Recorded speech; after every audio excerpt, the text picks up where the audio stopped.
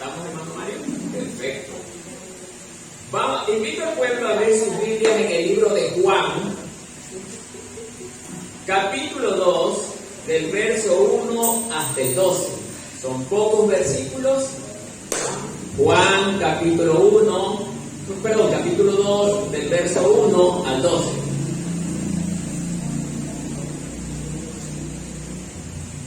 Ahora sí invito al pueblo a ponerse de pie para reverencia a la palabra de Dios que va a ser leída. El título de esta porción dice: Las bodas de Caná.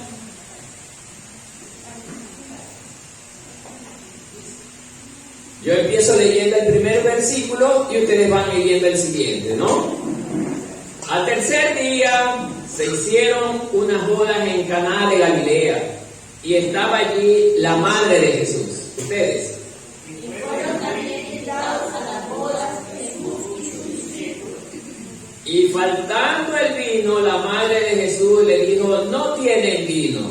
Jesús le dijo: ¿qué tienes conmigo, mujer? Aún no ha venido mi hora. Su madre dijo a los que servían: haced todo lo que os dijere. Y estaban allí 6 tinajas de piedra para agua, conforme a un rito de la purificación de los judíos, en cada una de las cuales cabían 2 o 3 cántaros. Jesús les dijo: llenad estas tinajas de agua, y las llenaron hasta arriba. Entonces le dijo: sacad ahora y llevadlo al Cuando el maestresala probó el agua hecha vino, sin saber él de dónde era, aunque lo sabían los sirvientes que habían sacado el agua, llamó al esposo. Y le dijo: todo hombre sirve primero el buen vino, y cuando ya han bebido mucho, entonces el inferior, mas tú has reservado el buen vino hasta ahora. Este principio de señales hizo Jesús en Caná de Galilea y manifestó su gloria, y sus discípulos creyeron en él.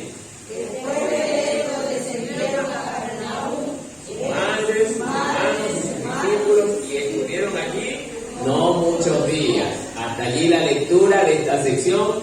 Siéntase cómodo, mi amado hermano, hermana. Les doy la oportunidad que apaguen sus celulares, excepto el que me tiene mi esposa, que es por el trabajo. El resto, trate de no conversar. Si quiere entender profecía bíblica, no se distraiga, porque hoy el Señor nos está direccionando, más que nada a mi persona, a hablar sobre un mensaje que nos lleva a conocer una profecía que relata Juan, el discípulo de Jesús. Dice, o se inicia las bodas de Caná. Como introducción, lo que les puedo decir es que en aquel entonces, cuando Jesús caminaba entre nosotros, Él fue invitado a participar de este acto ceremonial en una casa que, según estudiosos, han llegado a la conclusión de que eran de una pareja humilde materialmente hablando.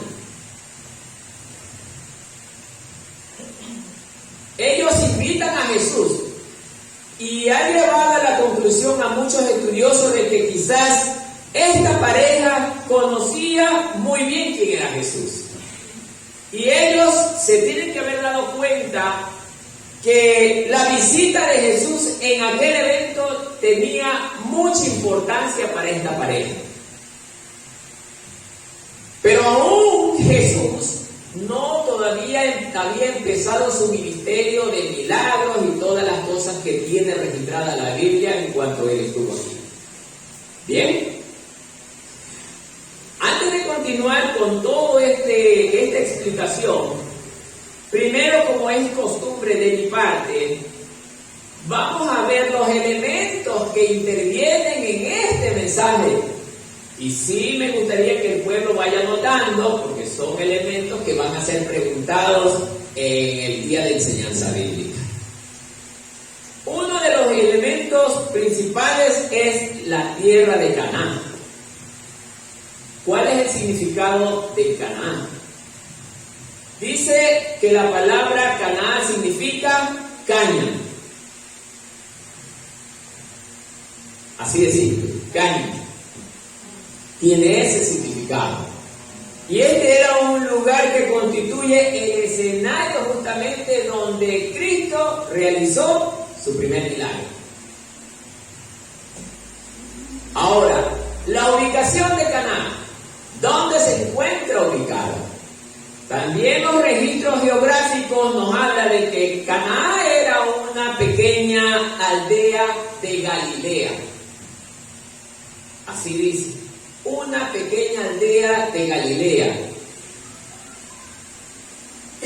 Y esta estaba ubicada a unos 13 kilómetros de Nazaret. A unos 13 kilómetros de Nazaret.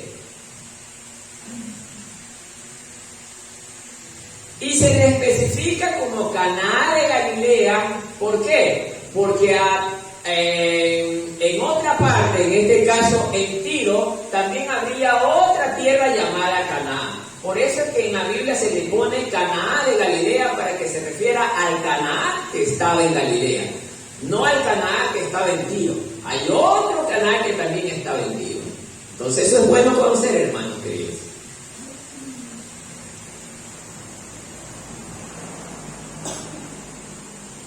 Aspecto importante de este tema.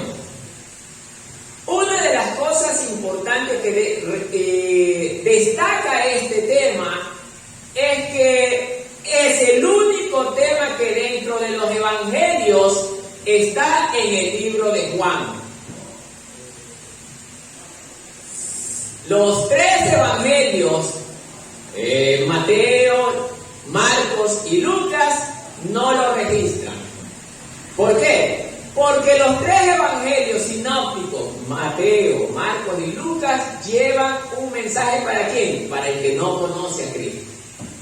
Mas Juan lleva el mensaje, si se recuerdan, hermanos, que hablé de esto, lleva el mensaje ¿para quién? Para la iglesia. Y es por eso que este mensaje es para la iglesia. ¿Por qué? Porque lleva una profecía. Aparte de ser un mensaje de bendición, pero su orientación está más profunda hacia la profecía. Bien. Ahora sí, dicho esto, algo que se me escapa.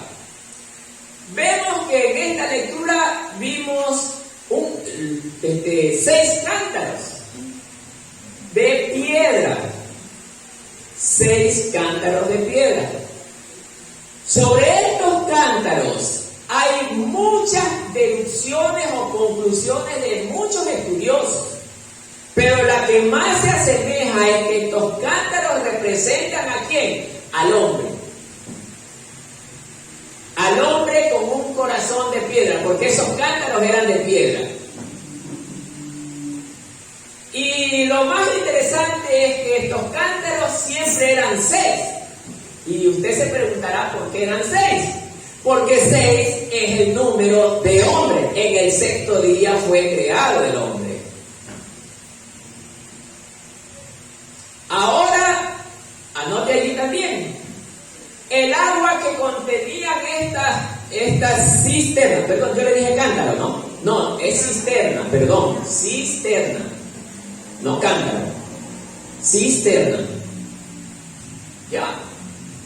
Dentro de esta cisterna, inicialmente, el maestro hace que sean llenadas de agua. ¿Y qué representa el agua? La vida religiosa falsa del hombre. En este tema. Hice muchas investigaciones y la mayor parte concluye otro tipo de cosas. Pero la que más se acerca es que el hombre aplicaba una religión falsa. Ya vamos a llegar. Luego, el Señor transforma el agua. ¿En qué lo transforma? En Espíritu Santo de Dios.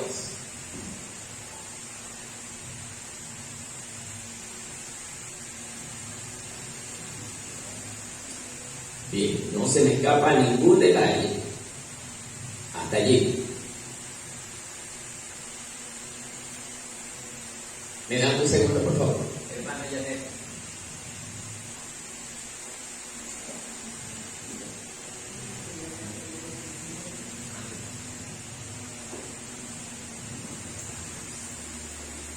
Bien, ahora sí. Están todos los significados de los diferentes elementos que intervienen en este tema. Ahora, como es mi costumbre, también he clasificado en ciertos puntos este tema. En las bodas de Canaán faltó el vino comprendido entre el verso 3 y el verso 6. En las bodas de Canaán faltó el vino, primer punto.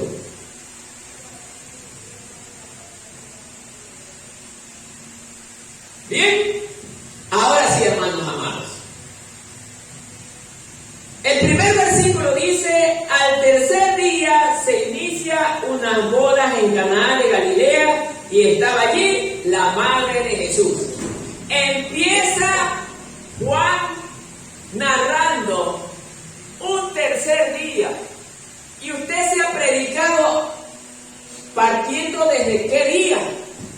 ¿A qué se refiere con el tercer día?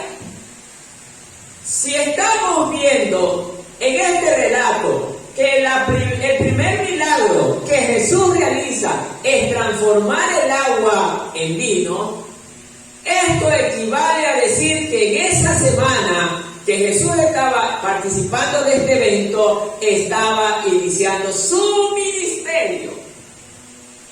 Quiere decir que al tercer día de iniciado su ministerio, Jesús empieza haciendo milagros.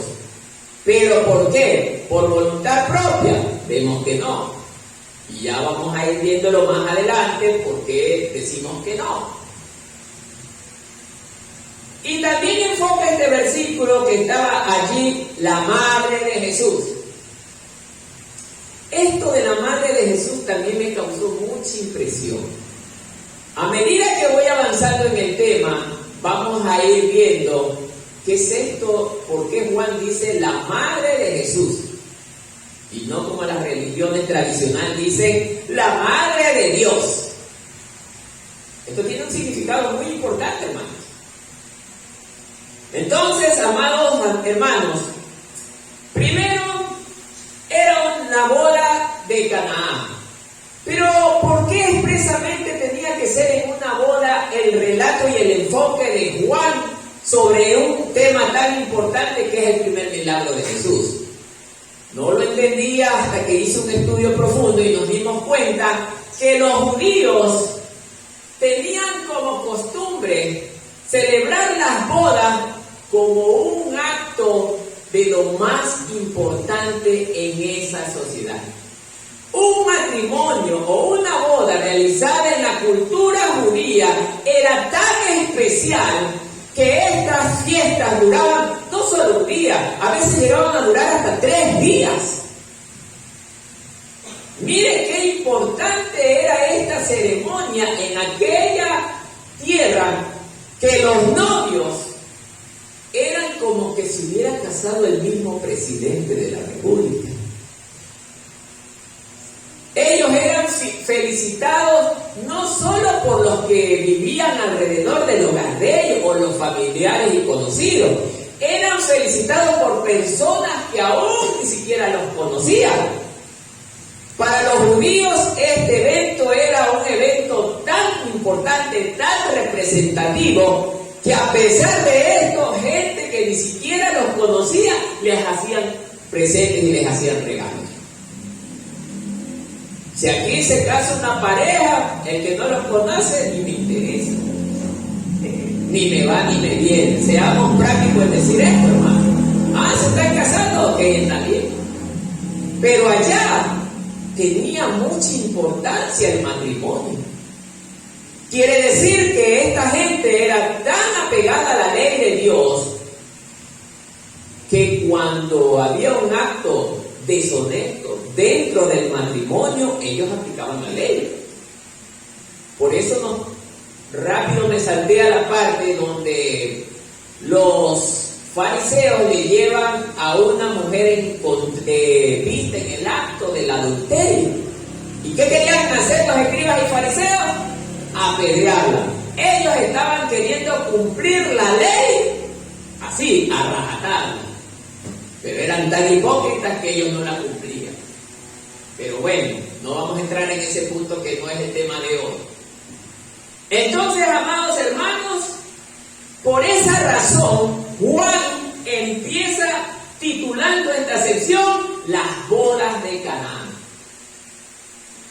Ahora, en esa boda vemos y notamos que Jesús parece que era conocido de los actores o protagonistas de esta boda, que eran los novios. ¿Por qué? Porque dice el texto que ellos fueron invitados, en el verso 2, a las bodas de Caná. Jesús, ¿con quién más? Con sus discípulos. Miren, si nosotros nos podemos analizar las escrituras, la sociedad de aquel entonces del pueblo judío no le agradaba a Jesús. Más que nada inducida por el grupo de los escribas y los fariseos. La Biblia nos relata que Jesús fue rechazado por todo este grupo social de Judá. Pero según el relato nos estamos dando cuenta que esta pareja era muy humilde, muy sencilla, porque ¿por qué determinamos esto? Para que le falte el vino. Quiere decir que eran carentes de recursos, porque la gente que es adinerada no se va a descuidar de un detalle tan importante que es el vino. ¿Por qué digo que era un detalle tan importante? Porque también dentro de las fiestas judías, más que nada las bodas una boda, que falte el vino era algo terrible para ellos. Anote esto, que esto también va a ser objeto de pregunta. Era algo tan terrible para ellos que falte el vino en una celebración. ¿Y qué pasaba si faltaba el vino en una celebración? Los protagonistas principales, como en este caso los novios, iban a ser tan criticados y rechazados por la sociedad de aquel entonces. Miren, era tan difícil esta cultura. Muchos todavía aquí se están preguntando: ¿y dónde está lo profético? Ya vamos a llegar. Primero estamos sentando las bases del mensaje.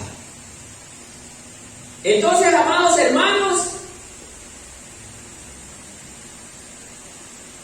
¿será de casualidad que haya sido invitado Jesús con sus discípulos? No, hermano. Esto habla de que ya Dios tenía en su plan que Jesús fuese invitado. Porque dentro del plan de Dios estaba que el primer milagro de su hijo tenía que ser ¿dónde? En las bodas de Caná de Galilea. Ya Jesús tenía que hacer la voluntad del Padre. Miren que Jesús, ¿por qué decimos esto? Porque cuando los fariseos le dicen: ¿y tú con qué autoridad estás haciendo esto? ¿Qué responde Jesús? Con la autoridad que mi Padre me ha dado. Él nunca dice: yo soy Dios y por eso tengo la autoridad para hacerlo. No, Él siempre anteponía a su voluntad al Padre. Esto nos habla a la vez de que Jesús era muy obediente a lo que el Padre le ordenaba. Miren, entonces nos estamos dando cuenta que al ser invitado Jesús a estas bodas, quiere decir que había un propósito. No solamente de convertir el agua en vino, como hoy muchos predicadores lo contemplan. Oiga, me he topado con muchas predicaciones y estudios bíblicos que solamente hablan de que el agua fue convertida en vino y que ese fue uno de los más grandes milagros de Jesús. Y también que fue el primero de los que organizó, y se acabó la predicación. Logré entender que todo lo que el Señor hace lleva un propósito. Y el propósito del primer milagro en este acto era revelarle al hombre que el Señor Jesús, cuando llega, Él llega a suplir las necesidades del necesitado. Una de las primeras cosas que Él llegó a demostrar en esa reunión, sino que la gente no se da cuenta. Vemos que esta pareja, según el relato, eran parejas pobres. Invitaron a ciertas personas que muchas de ellas parece que bebieron demasiado vino, que a tal punto, en corto tiempo, el vino se terminó. ¿Por qué digo esto? Porque en el tercer verso de este punto, mire lo que dice: y faltando el vino, casi al inicio, la madre de Jesús dijo: no tienen vino. ¿Qué vemos en este versículo? Primero, que el vino se agota rápidamente. Eso nos deja más claro que esta pareja era humilde. Humilde en lo materialmente hablando. Y luego salta María diciendo: no tienen vino. ¿Y qué le importaba esto a María si no había vino en ese hogar? ¿Saben por qué María dijo estas palabras? Porque ella tuvo preocupación de que los novios fueran criticados, vituperiados por este acto bochornoso, porque era un acto bochornoso no tener vino en la celebración. Mire, hermano, por eso María se preocupó mucho. Porque a lo mejor nos quiere decir el relato que esta pareja gozaba de mucha amistad con María.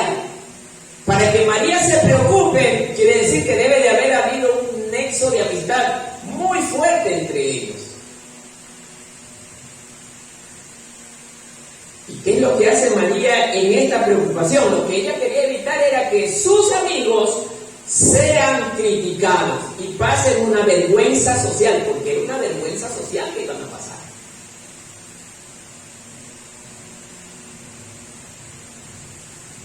Y ahora entre el 4, mire lo que dice. Jesús le dijo: ¿qué tienes conmigo, mujer? ¿Aún no ha venido mi hora? Vemos que en el 3 María le dice a Jesús: no tienes vino. Por eso Jesús le dice: ¿qué tienes, mujer, tú conmigo? Aún no ha venido mi hora. Aquí hay varias preguntas por hacerse. Primero, ¿por qué María no se dirige a otra persona, sino que directamente se dirige a Jesús? Porque podía haber alguien adinerado allí a quien podía haberle dicho: oye, ayúdalo con vino, que ellos no tienen vino. Pero María se dirige directamente a Jesús.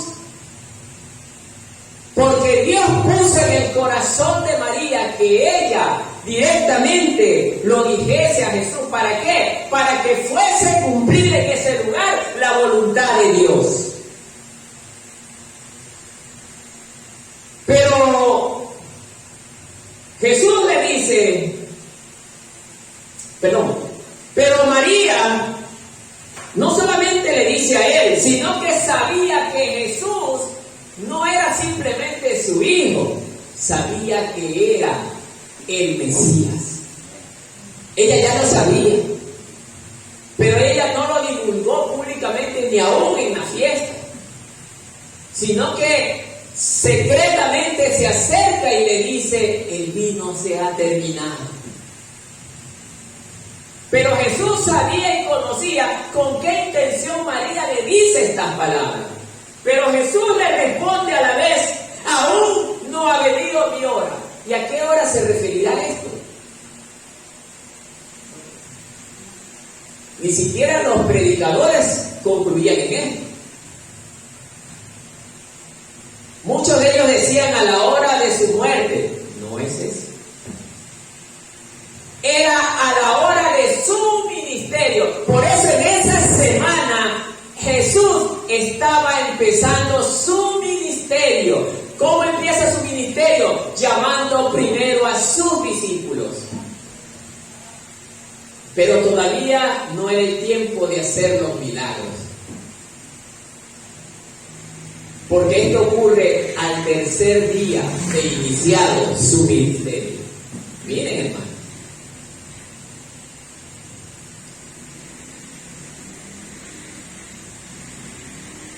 Pero hay otra pregunta en el verso 4.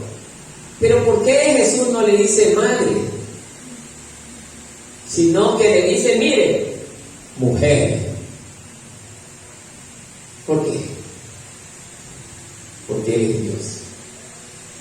Y Dios no tiene madre. María sabía que el hijo que había en sus entrañas no era de hombre, sino el Hijo del Dios Altísimo. Por eso es que Jesús no le dice madre. Miren lo que le dice, mujer. Jesús desde el primer inicio le dice a su madre que Él es el Hijo de Dios, aunque ella, o por intermedio de ella, Él haya venido a este mundo. Ella simplemente fue el medio por el cual Jesús vino a este mundo. Porque Jesús no fue engendrado por carne ni sangre, fue engendrado por la obra del Espíritu Santo de Dios.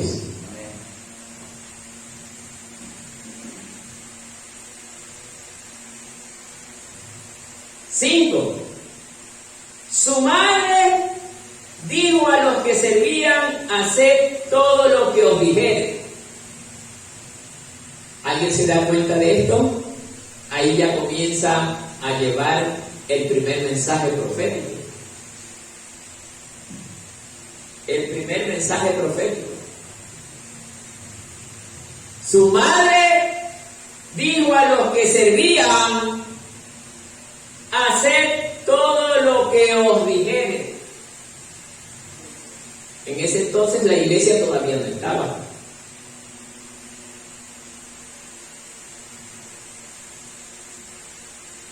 Eso equivalía a decir, o partamos explicándolo primero. María evidentemente le hizo la mención a los sirvientes de aquella reunión que obedecieran en todo lo que Jesús les diga, porque todo lo que Jesús les iba a decir iba a ser como Él decía. ¿Por qué? Porque lo que de la boca de Jesús salía era 100% verdad.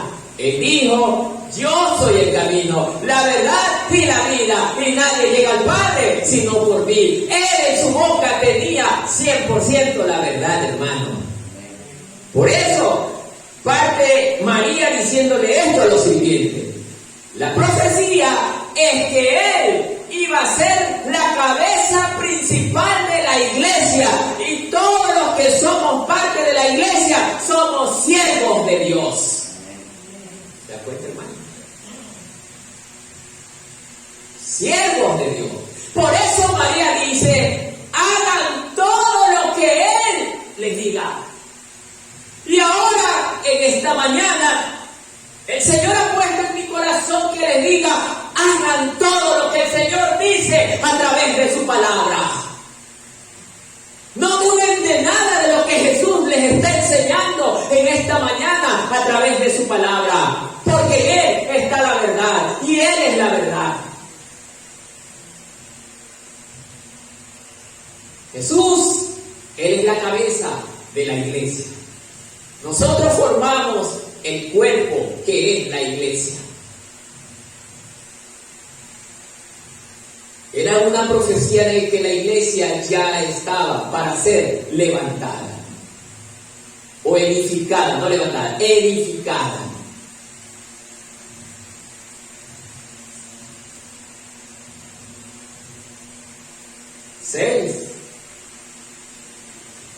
Y luego, y estaban allí 6 tinajas de piedra para agua, conforme al rito de la purificación de los judíos, en cada uno de los cuales cabían 2 o 3 cántaros. Nos centramos allí en explicar todo esto. Muchos no tienen idea de lo que significa este versículo. y tiene bastante información interesante.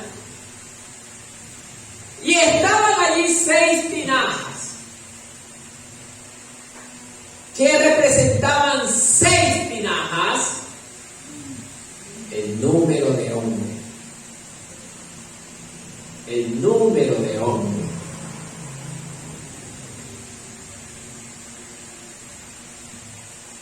Y estas tinajas dice que eran ¿de qué? De piedra.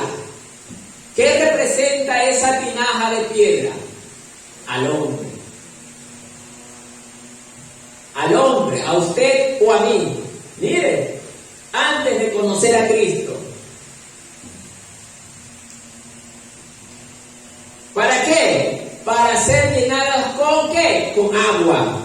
El agua que representaba dentro de la tinaja, o sea, dentro de nosotros. El agua. La falsa religión. Antes de conocer a Cristo vivíamos con la falsa religión, como nosotros nos habían enseñado desde niños. Muchos fuimos bautizados de meses de nacidos. ¿Usted sabía qué es lo que recibió cuando fue bautizado de meses de nacido? No lo sabía.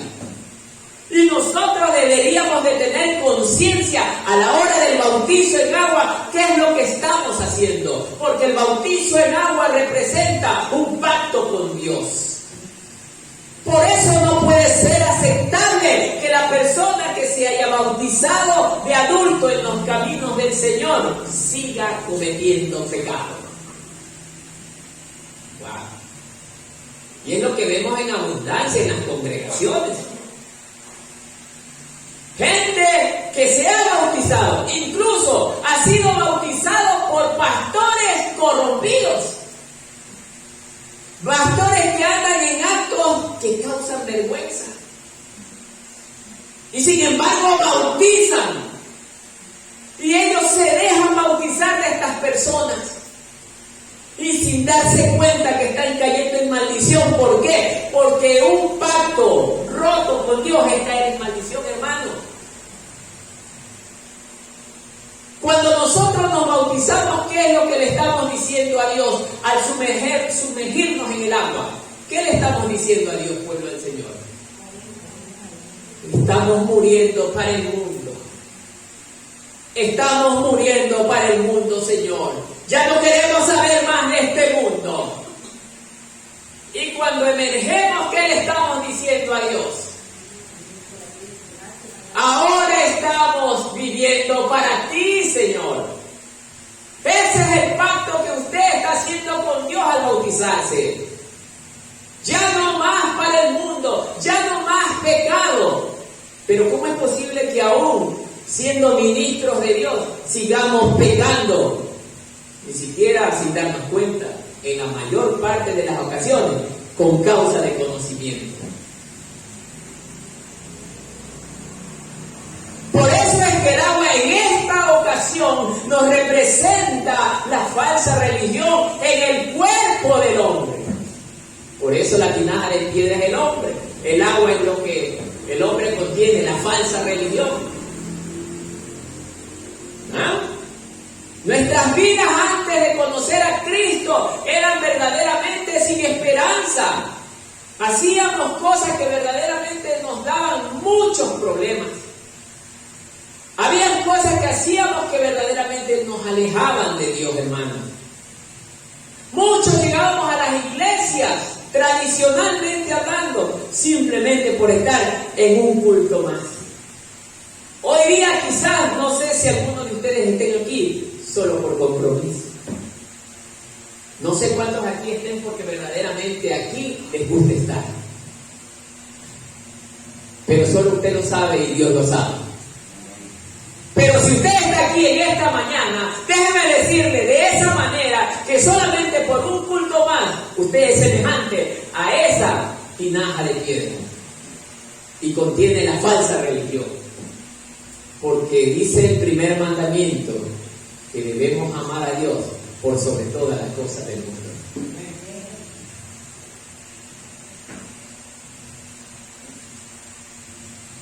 Dice luego y estaban allí 6 tinajas de piedra para agua, conforme al rito de la purificación de los judíos.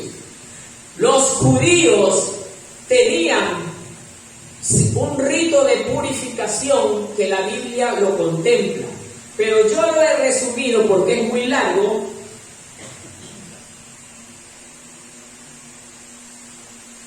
De esta manera está desglosado: purificación de los levitas. Dice que los levitas eran encargados ¿de qué? De los sacrificios en los atrios, del tabernáculo en el desierto y luego en el templo de Salomón. Así harás con ellos para su purificación, rociarás sobre ellos agua purificadora y que ellos hagan pasar una navaja sobre todo su cuerpo. Laven sus ropas y quedarán purificados. Números 8:7. Ahí lo pueden encontrar. Les doy tiempo para que anoten. Números 8:7.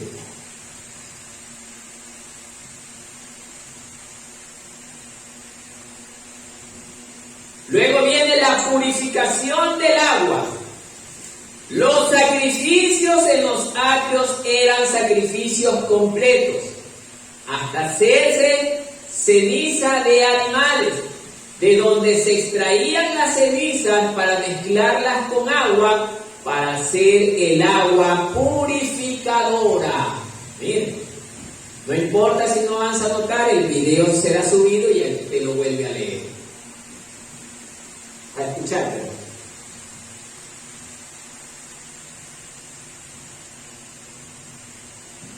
Eran rociados con agua purificada, o sea, lo que acabamos de leer, dice que con esa agua eran rociados, dice, reconocerse culpable delante de Dios de haber pecado.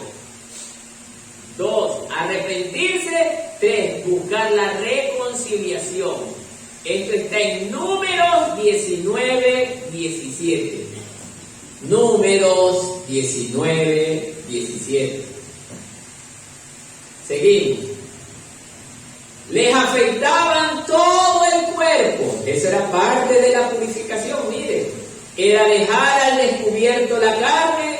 Esto nos habla de servir para descubrir pecados ocultos, para poder dejarlos al descubierto y poder buscar sanidad a través del arrepentimiento y el poder recibir el perdón de parte de Dios. Por tanto, confesaos vuestros pecados unos a otros y orad unos por otros para que seáis sanados. La oración eficaz del justo puede lograr mucho. Esto está en Santiago capítulo 5, verso 16. Santiago capítulo 5, verso 16. Luego estaba el lavado de sus vestiduras. Lavado de sus vestiduras. Como proceso final de purificación, buscar el humillarse delante de Dios y de los hombres, botando toda forma de orgullo y de endurecimiento. Bueno me es haber sido humillado para que aprenda tus estatutos. Repito, bueno me es haber sido humillado para que aprenda tus estatutos. Esto está en Salmos 119, verso 71. Explicación: cuando los levitas eran purificados, eran apartados para el servicio de Dios. Así es. Así apartarás a los levitas de entre los hijos de Israel y serán míos los levitas. Esto está en Números 8:14 también, anótenlo. Así apartarás a los levitas de entre los hijos de Israel y serán míos los levitas. Números 8:14. Los levitas ya purificados eran escogidos por los sacerdotes para el servicio dentro del templo. Esto tiene algo interesante. No lo voy a explicar porque el tiempo se me va y no termino de explicar lo que me corresponde explicar. Bien.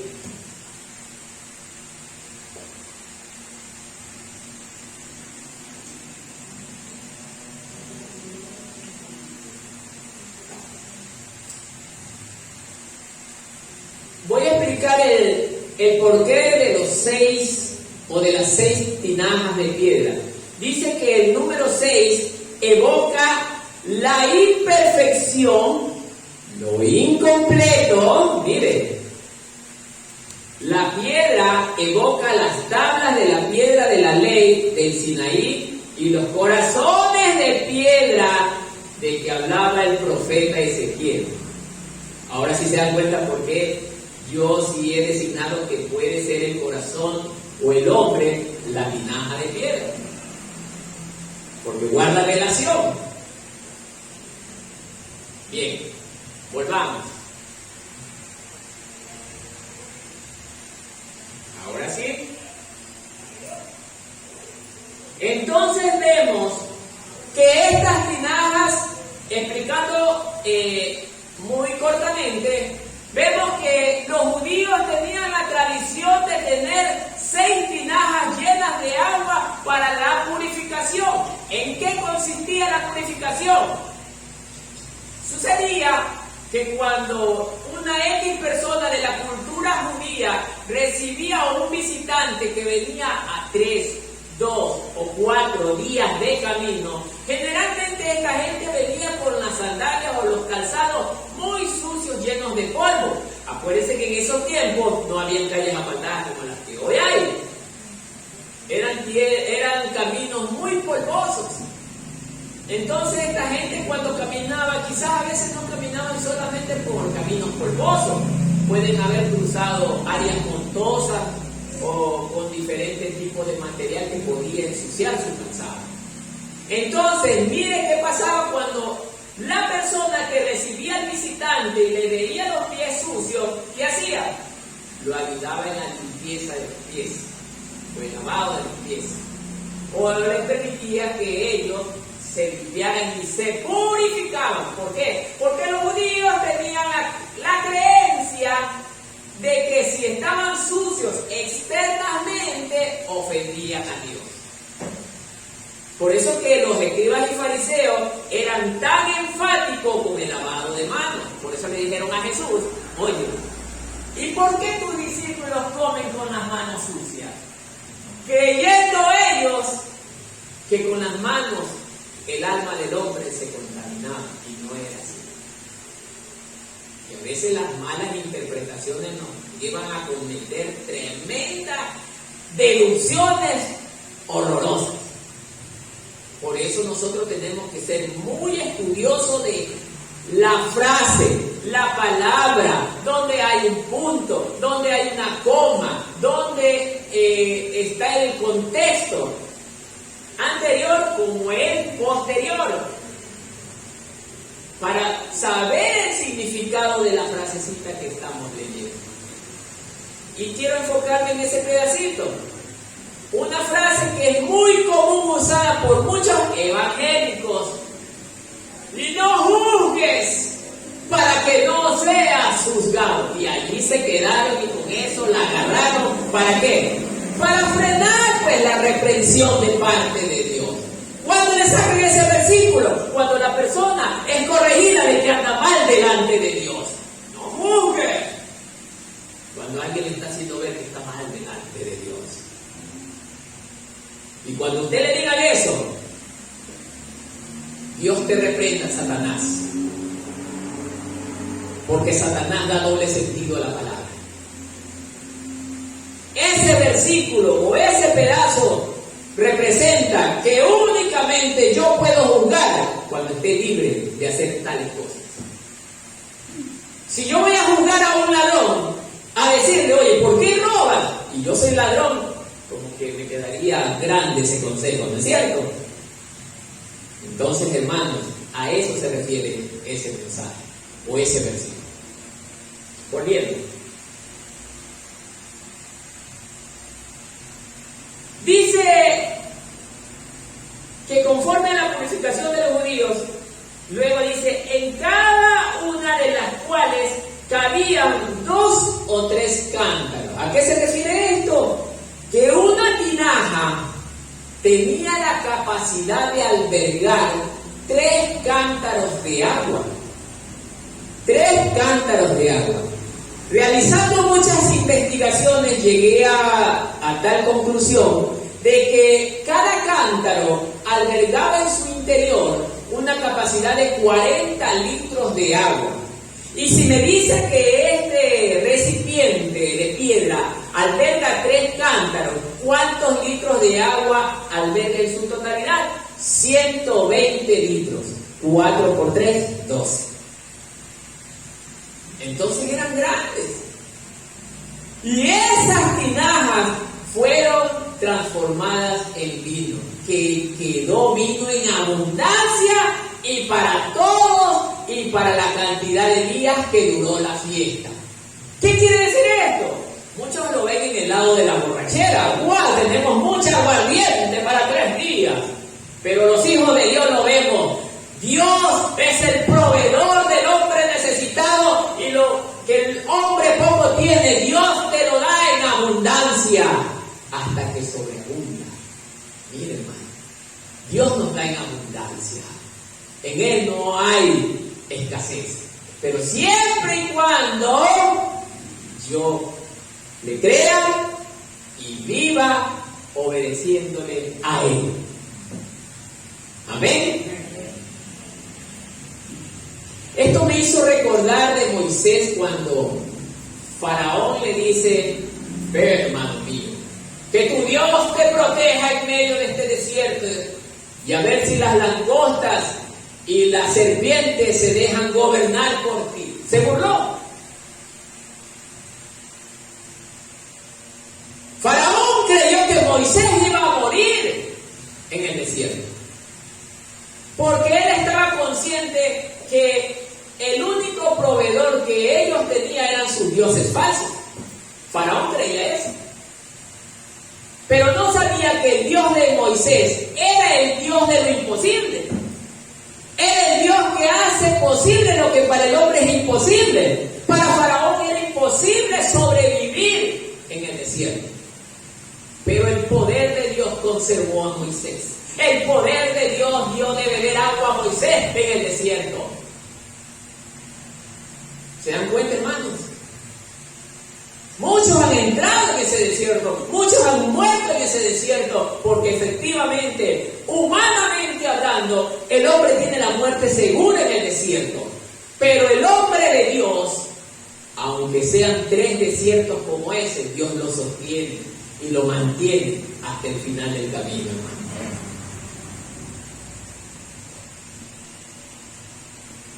Entonces, amados hermanos, en el 7 Jesús comienza a darle la orden a los siervos. Esto también tiene un significado, hermano. Comienza a darle la orden. ¿Cuál fue la orden que Jesús le está dando a esos siervos? Llenad las tinajas de agua. Esto tiene un significado también. Que cuando Dios habla, nosotros tenemos que obedecer, hermanos, como iglesia. Cuando Dios nos dice que hagamos algo, nosotros tenemos que obedecer y no contradecir como muchos tenemos por costumbre dentro de las iglesias, hermanos. Acuérdense que usted desobedece a Dios cuando no obedece a la autoridad de la iglesia. ¿Por qué digo esto? Porque la autoridad de la iglesia es, ¿qué es para Dios? Su embajador. Y quien desobedece al embajador, ¿desobedece a quién? A la autoridad.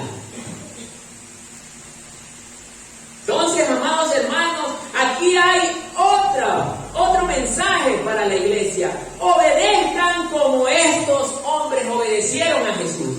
Jesús les dijo: llenad estas tinajas de agua, y ellas fueron llenadas. Dice, ¿hasta dónde? Hasta el tope. Las llenaron hasta el tope de agua. Y quizás los mismos sirvientes fueron incrédulos. ¿Qué va a hacer aquí este hombre? Solo con 6 tinajas de agua. Pero María sí sabía.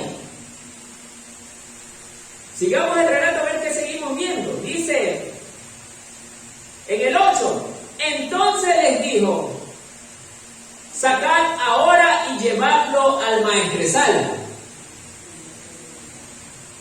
Yo me imagino, hermano, que en el momento que vieron los sirvientes, vieron solo agua. Y cuando Jesús le dice, sacad ahora, ni siquiera Jesús le dice, prueben a ver si se convirtió en vino. No dice así el Señor Jesús. Sacadlo y llevadlo ¿a dónde? Al maestresala. ¿Quién era el maestresala? Era la autoridad autorizada, vale la redundancia, ¿para qué? Para probar primero los alimentos a fin de darse cuenta de que estos estén aptos para ser consumidos ¿por quién? Por los invitados. Y si estos también podrían estar envenenados, el que se moría primero era el maestresala, o sea, pobre maestresala. Pero por él tenía que pasar el diagnóstico del alimento que se iba a dar a los invitados. Entonces el maestresala, al ser el primero, él llega y se bebe lo que había en el recipiente. No pregunto qué era. Cuando él comienza a beber, siente un líquido tan sabroso, un vino tan sabroso, un vino diferente, un vino que no tenía comparación con los otros vinos que se conocían tradicionalmente. Era el vino de vinos, era el vino transformado por Dios mismo. Era algo diferente. No como los borrachos de hoy en día dicen, y Jesús tomó vino para incentivar esa borrachera. No, este vino fue distinto. Amados hermanos, el maestresala, al darse cuenta de la calidad del producto que se estaba ingiriendo, él quedó sorprendido. ¿Por qué quedó sorprendido? Porque era costumbre también dentro de la cultura judía que el vino o el mejor vino era servido primero.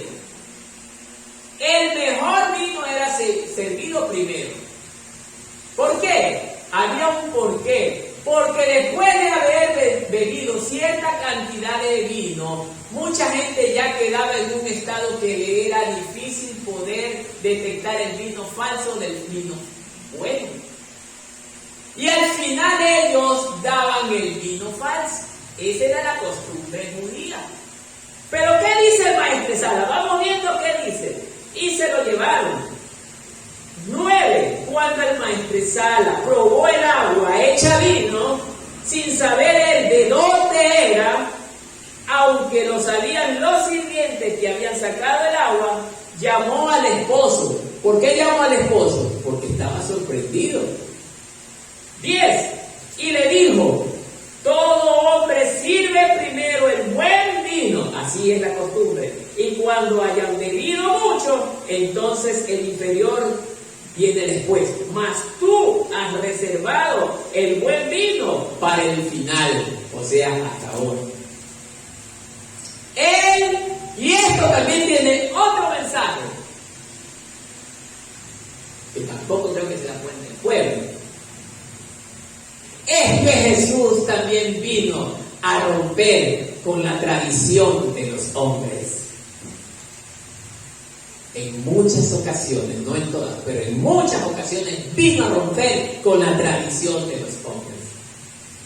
Porque era tradición que el vino malo fuese para el final y el vino bueno fuera primero.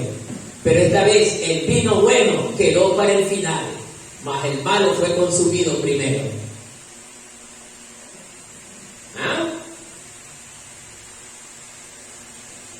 Y cuando han bebido mucho, entonces el inferior, más tú has reservado para el vino, el buen vino para el final.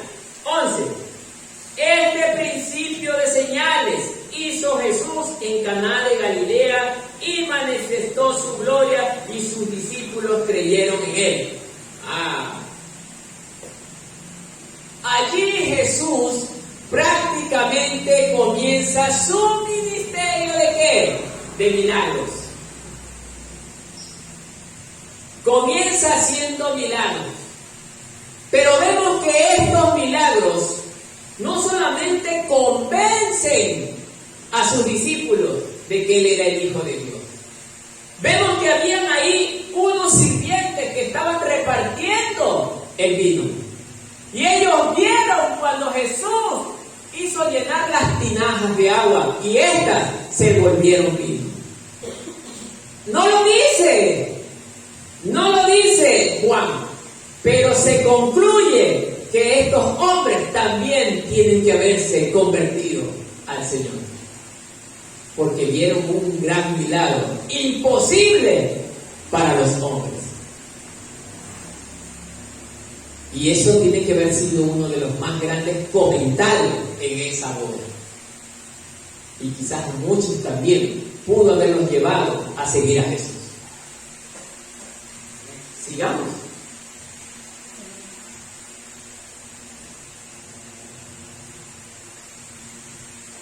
Dice, este era el principio de señales en Caná de Galilea y manifestó su gloria. ¿Cuál era el objetivo de parte de Dios que Jesús realice milagros? ¿Cuál era el objetivo?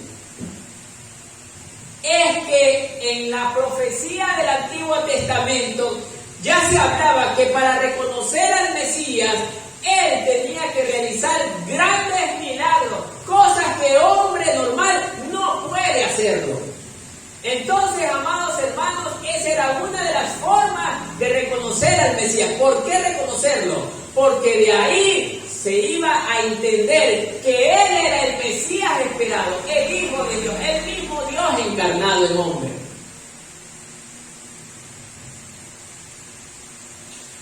Por eso es que dice que Jesús y manifestó su gloria, buscaba manifestar su gloria, manifestarse a los hombres como el mismo Dios, como el mismo Dios. ¿Para qué? Para que el hombre pueda creer en él, darse cuenta que él es Dios, que en él yo puedo encontrar lo que el hombre jamás me puede dar, solo en Jesús. Y qué privilegio de estos novios, ¿no? Tener en su celebración de bodas nada más y nada menos que al mismo Dios en su casa. ¿Se pregunta usted qué pasaría si Dios fuera el invitado especial en su casa? Sería una maravilla.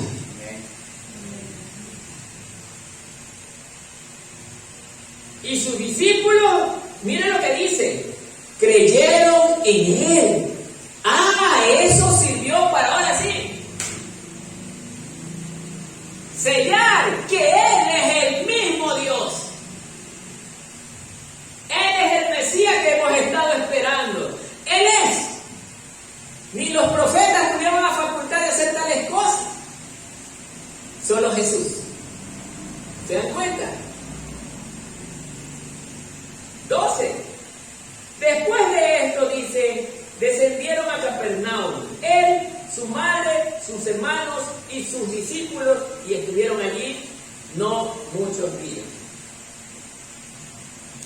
Cuando concluyó la intervención de Jesús en este acto, dice el verso 12 que salió él con sus discípulos a la ciudad de Capernaum. Pero aquí hay un hecho curioso. Él, y mire lo que dice Juan, su madre.